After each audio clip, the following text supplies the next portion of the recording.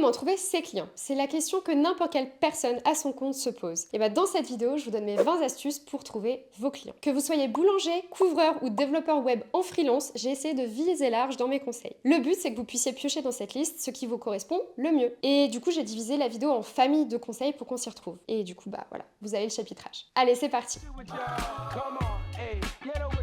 Le premier levier, c'est tout simplement le réseau et le bouche à oreille. Alors, vous allez me dire que c'est un peu la base, mais je préfère le rappeler. Avant de dépenser vos euros en publicité, vous allez tout simplement commencer par activer votre cercle proche. Famille, amis, anciens collègues, voisins, faites-leur savoir que vous lancez à votre compte. Mon deuxième conseil, c'est qu'après chaque prestation ou vente, demandez une évaluation à votre client. Un client satisfait, c'est un client qui va parler de vous à coup sûr. C'est tout simplement ce qu'on appelle le bouche à oreille. Troisième conseil, participez à des événements locaux. Ça peut être des foires artisanales, des marchés de producteurs, des salons professionnels ou même des soirées de networking. Vous allez pouvoir y rencontrer des collègues indépendants qui pourront vous donner leurs conseils, mais aussi parler de vous à des clients qui n'ont pas le temps de prendre en charge. Quatrième conseil, rejoignez aussi des associations professionnelles ou des clubs d'entrepreneurs. Ce sont des lieux où les recommandations circulent très vite. Cinquième conseil, pensez à mettre en place des programmes de parrainage si votre activité le permet. Par exemple, ça peut être pour chaque client recommandé, vous offrez un petit cadeau ou une remise. Le deuxième levier, les réseaux sociaux. Pas besoin d'être partout, choisissez une ou deux plateformes pertinentes pour votre activité. Si vous êtes artisan ou restaurateur, Instagram, Facebook ou TikTok, ça peut être vraiment parfait pour montrer vos réalisations avec des photos et des vidéos. Si vous travaillez plutôt dans le B2B, eh bien pensez à LinkedIn, c'est un réseau social qui est parfait pour vous ouvrir des portes. Mon septième conseil, c'est de participer à des groupes Facebook ou des forums spécialisés dans votre domaine. Un couvreur peut répondre à des questions techniques, un développeur web peut donner des conseils sur un forum et dans les deux cas, eh ben ça peut attirer des clients. Huitième conseil, si vous avez un budget, testez la publicité ciblée. Alors concrètement, ça veut dire que vous payez pour que vos publications des réseaux sociaux soient vues uniquement par les personnes qui correspondent à votre client idéal. Par exemple, un artisan couvreur peut choisir de montrer sa publicité uniquement aux propriétaires de maisons dans un rayon de 20 km autour de chez lui. Un restaurateur peut afficher ses promotions aux habitants du quartier à l'heure du déjeuner. Le gros avantage en fait, c'est que vous ne dépensez pas pour toucher tout le monde avec la publicité, mais seulement les bonnes personnes au bon moment, au bon endroit.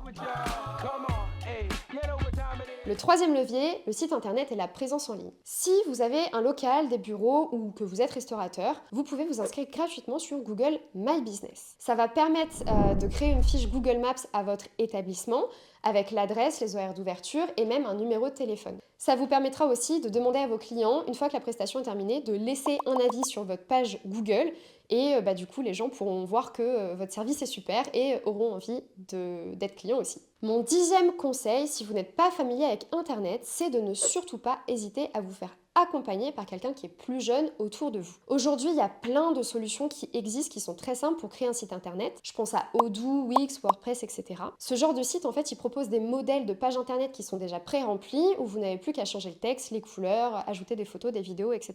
Et donc sur votre site, vraiment indiquez clairement vos services, vos tarifs, des témoignages clients, et puis un moyen simple de vous contacter. Donc ça va être, je sais pas, un numéro de téléphone, adresse email, réseaux sociaux, etc. Surtout, je vous conseille de montrer des exemples de vos réalisations, que ce soit par des photos, des vidéos, mais aussi des témoignages clients. C'est hyper important. Mon 11e conseil, c'est de ne surtout pas oublier les annuaires spécialisés. Par exemple, si vous êtes plombier, vous pourrez être trouvé via Page Jaune.